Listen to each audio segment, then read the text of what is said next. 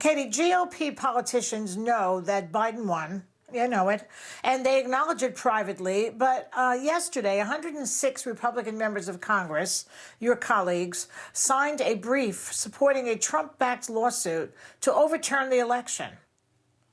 I mean, I don't understand how they can do that, and it's probably not going to go anywhere. But what do you make of this? I'm outraged by this. To me, this is so treasonous and such a traitorous behavior. What do you say to this? Well, it's definitely wrong. It's a lawsuit without merit. It's also dangerous. And I think it's the best word to use to describe this is anti-democratic and anti-patriotic. We all have to accept the consequences of elections. In 2016, when President Trump was elected, I wasn't happy, but I didn't file a baseless lawsuit or try to abuse the democratic system. I got off the sidelines. I got involved. I became a first-time candidate, and I ran for office. And so I think this lawsuit not only disrespects our founding fathers, it disrespects all of the men and women who work to hold elections, to count the ballots safely, but it also disrespects each one of us, regardless of how we voted, that we went out and made our voices heard in this election.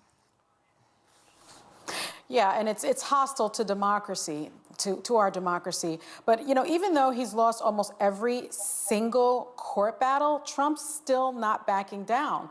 What is this all about? Because I've read some of the legal papers, and I can't even understand the legal theory. It just does, there's nothing there. I wouldn't worry about that. The legal theory here is not sound.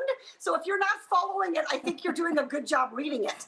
This isn't actually a coherent legal argument. This is a baseless one. And I say that to you as a law professor and, yes, a lawyer. And I think there's a sort of irony here, which is as Trump is filing baseless lawsuit after baseless lawsuit, what's holding up real relief in Americans' pockets? What's holding up money to help put food on the table, to help families make ends meet? It's Mitch McConnell trying to take away the right of workers to sue if their employer puts them knowingly, recklessly in harm's way. So even as they're trying to take away the rights of ordinary people, workers and patients, to use the legal system, they're out there abusing it in election lawsuits. And that's hypocrisy. And I don't think the American people should stand for it. Well, listen, as a lifelong Republican, I can't tell you how much I agree with you and how disgusted and shameful I find everything that's going on. But I want to ask you about the vaccine. The vaccine is coming and help is on the way. In the next few days, we could see essential workers and the elderly start to get vaccinated. How confident are you that this administration has a solid plan for distribution and that people will actually take it? We know that your grandma has it right now. Your family has been affected by it. This is personal to you, as it is to so many, many Americans, and it's heartbreaking. Well, like so many Americans, the vaccine's going to arrive too late for my grandmother, who's in hospice, thankfully not in pain in the final days of her life. But it's really, really important that people do believe that the vaccine is safe and effective. And the responsibility is on the government to demonstrate that to people.